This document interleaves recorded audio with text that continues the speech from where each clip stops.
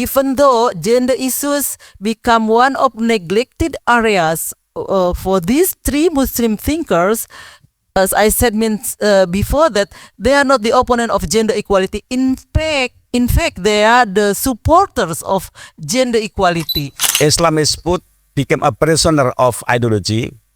That's why Islam being reduced, that Islam should be under the category of ideology.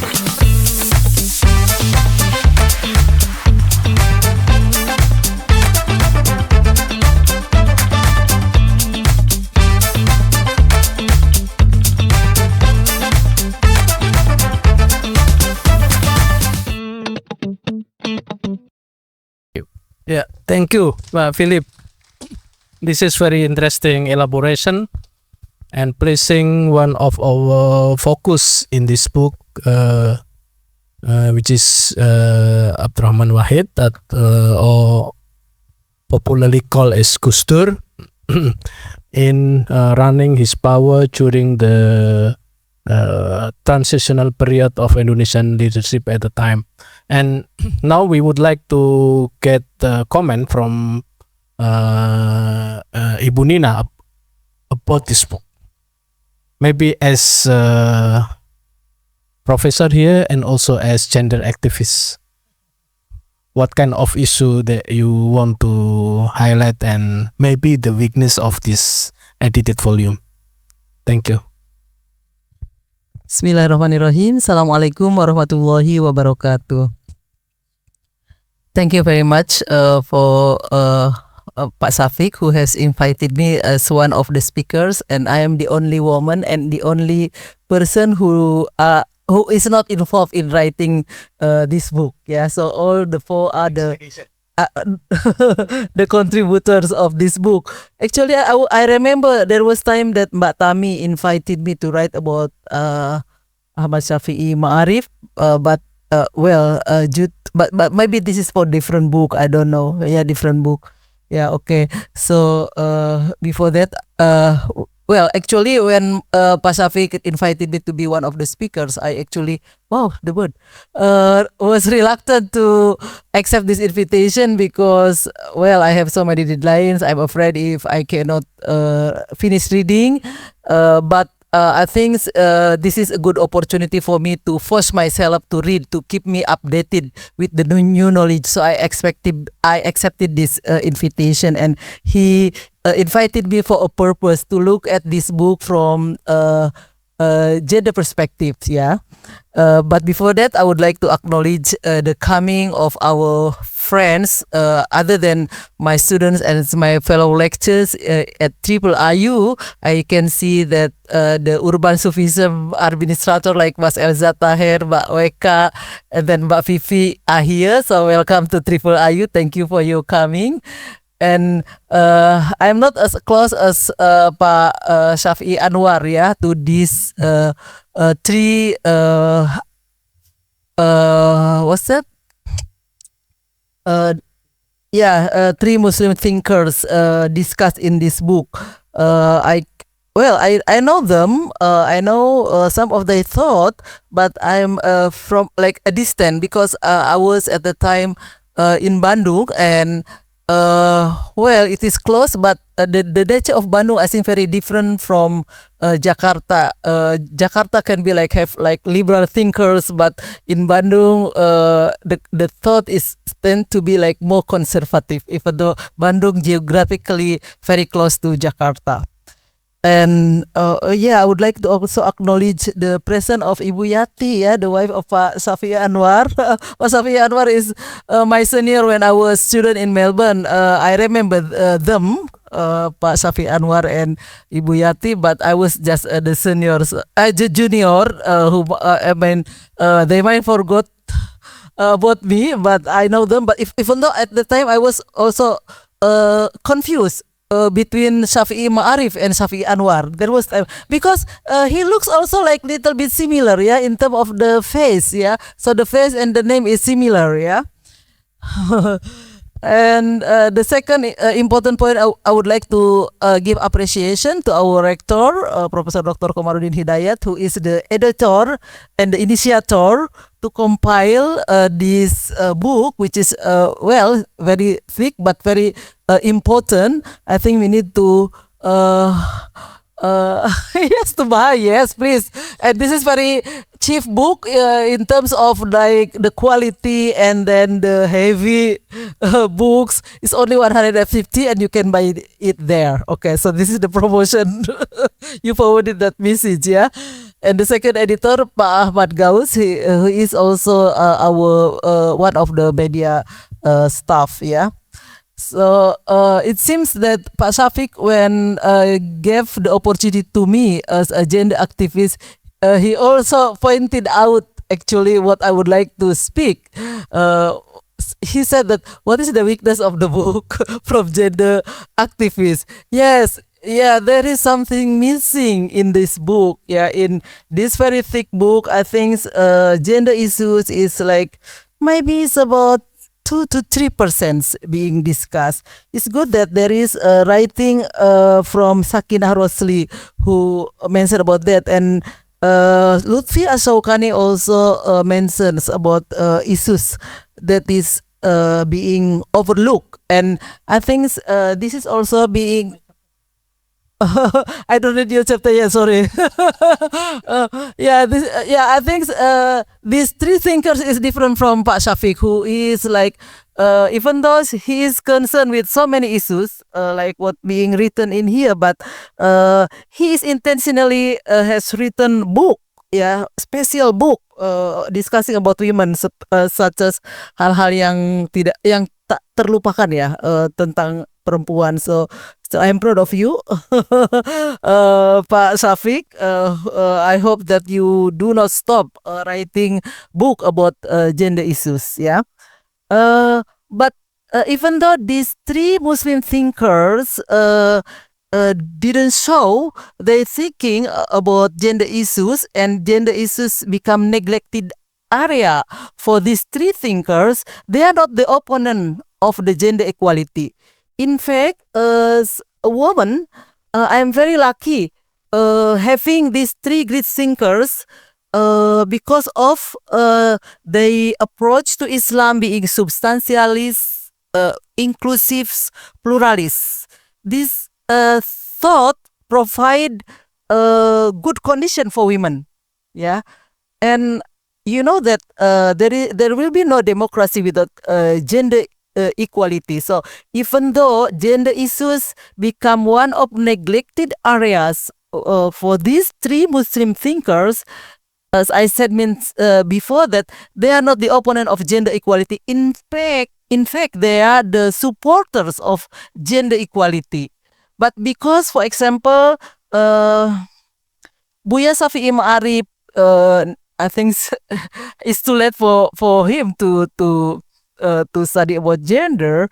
There was time that she has gender bias expression as highlighted by Sakinah Rosli.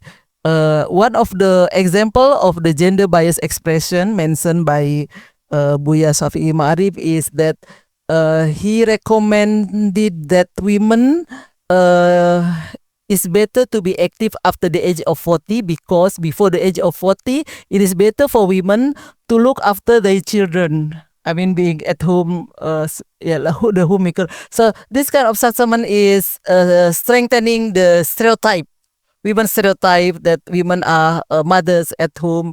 When someone knows gender, actually, he will highlight the difference that, okay, it is biologically destined that women can be pregnant and then give birth, but it is the obligation of both parents to take care of the children, not only being emphasized for women only. But on the other side, I appreciate, for example, his interpretation of the Quranic verse 434, which is often being used to support gender inequality by putting that only men can be a leader, and Buya Shafi'i Ma'arif argues that this verse is only for domestic affairs. It is not meant to be for public affairs. This means that Buya Shafi'i Ma'arif support women leadership in public life. Yeah, so that's why I do not call them as being disagreeing for gender gender equality. And the second, Cak Nur also didn't show any concern of the gender issues, but for example, his interpretation about head covering is liberating for women. As you know that Cak Nur believed that it is not not obligatory for women to wear the veil, and that's very important because one of the signs of the formalization of Islamic Sharia is the enforcement of women to cover their head. And we can see the case of, for example, of Iran during Reza Pahlavi, when wearing the veil is considered as pro-Western and liberation, and therefore it is prohibited for women to wear the veil. But this is changing, yeah, when after the revolution, Islamic Revolution in 1979, under Ayatollah Khomeini, women are being forced to veil. So the interpretation of Cak Nur about the veil can liberate and give more choices for Indonesian women, even though we know that after decentralization era, when there is intention from the Islamists to enforce Islamic Sharia, there are many local government who enforce to regulate women in order to veil themselves. Yeah. And about Gus Dur also didn't talk much about gender issues, but I am proud of his achievement of issuing the Inpres, the instructional presidential, the instruction presidential instruction in 2000, number 9, about gender mainstreaming. And he has progressive minister at his presidency, that's Khofifah Indar Parawansa, who has changed the name of the Ministry of Women's Roles into the Ministry of Women Empowerment. So, and I, as a women activist, I really enjoy the Indonesian situation under the presidency of Gus Dur, when I think 1999 until 2001 become the peak period of the liberal substantive Islam. And then after that, I feel like a backlash in terms of the women's movement, etc. Because even though Megawati is a woman, I think she is not in support of the women empowerment, and she is become a president because of his father's influence. And yeah, well, I don't want to talk much about politics because I'm in front of Dr. Billy Vermonte, who is an expert, but I can see that even though Megawati is a woman, she is not in support of the gender equality. For example, in the case of polygamy, yeah, the three Muslim thinkers oppose polygamous marriage. But Megawati, I don't know, maybe because his father was polygamous, he saw his support to polygamy by ordering the food from restaurateur Puspa Wardoyo. Yeah. So this is a kind of support. And yeah, endorsement. And his vice president, Hamzah, has also practicing polygamous marriage during his vice presidency. And therefore, the practice of polygamous marriage under the presidency of Megawati Soekarno was mushrooming, and at that time was the time I was doing my PhD, and my dissertation topic is about polygamy, and it was easier for me to have the data on that, yeah, because of the situation. Yeah, I think I will end my presentation by saying that even though these three Muslim thinkers doesn't so much concern on women issues, but we are women. Women are be able to enjoy very much under the situation of the acceptance of this thinking, because when the opposite thinking, like the formalization of Islamic Sharia, is enforced, women can suffer more because of the restriction and the enforcement of the legalistic conservative thinking. Thank you very much. Assalamualaikum warahmatullahi wabarakatuh. Yeah. Thank you, Bu Nina. And now some word from the editor of the book. Okay. Thank you, Shafiq. Well, the motive and objective of publishing this book is what and why. First, these three thinkers, they thought activities are in line with our vision and mission of this university. That is to promote inclusive and cosmopolitan Islam. That's why actually I was thinking that it should be written in English. But for the first time, I would like to address Indonesian society to know these three thinkers and to let them know that this university in line with this idea, and those three people just like locomotive that pulling the long wagon, each has long and large followers under the different categories of economic, politic, ideology, and social. That Gus Dur belong and affiliated with Nahdlatul Ulama. To some extent, it is traditional society, and Saif Ma'arif to Muhammadiyah, and Cak Nur to the modernist society. It is in the urban society, his piece. Those three type of large society, by those thinker, then they pull to the higher position. They were to some extent just like trapped within the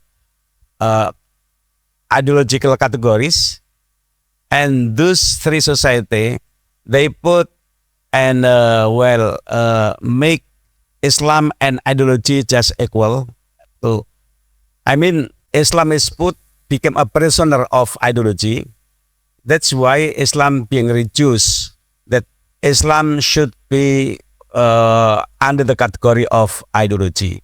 Could be ideology of certain political parties. And the time Cak Nur, Gus Dur, and Buya Syafi'i look to situation, it is a kind of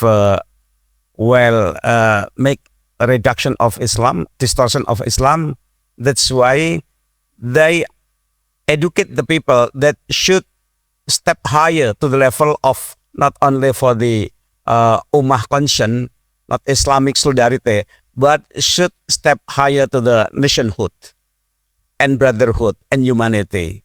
Those three thinkers, that's why for my eyes that Gus Dur, Cak Nur, and Buya Syafi'i, they make Islam being inclusive, having higher position, and more global, universal, even though they still appreciate the local root of this society. So, for the foreigner student, our friend, our student, who wants to know the contemporary Islamic thought in Indonesia, you should read and know these three type of thinker. Well, I hope that after this book will be published in English. By doing that, we can introduce further and larger society to know about Islam in Indonesia. And we write, the title is Inspiration for the World. Why? Because Islam in Indonesia is quite different from Islam in Middle East countries. First, for example, it is Indonesia, I think, that has long tradition of civil society. That the nation, the state, is it is the child of social movement in Indonesia. Also democracy. Democracy is the child of Indonesian society, of social movement. Even though it is enriched by many scholars who are study in Western society, but basically that the democracy has root in the social tradition in Indonesia. That's why that's giving answer to the researcher when they are coming to Indonesia. First, they wonder how come that Islam and democracy can go hand in hand together. After doing research in Indonesia, then they come up with the conclusion and answer why. Because Indonesia has long tradition in civil society. This kind of society that I think even Egypt has no such civil society. And explain why the spring, Arab Spring is failed. Because they don't have the middle class basis, because they don't have strong civil society. That's why the democracy in Middle East countries are failed. It is quite different from Indonesia. Those three thinkers articulate and promoted this kind of ideas, how to strengthen the civil society. And Islam, according to the three thinkers, it's very compatible with idea of modernization, with the pluralism and globalism. I would say the DNA of Indonesian society is pluralism and religiosity. So anyone who want to know about Indonesia, they have to know this DNA of Indonesian society, that is religiosity and plurality. These three thinkers very accurate explaining this DNA of Indonesia. And it is very important for us.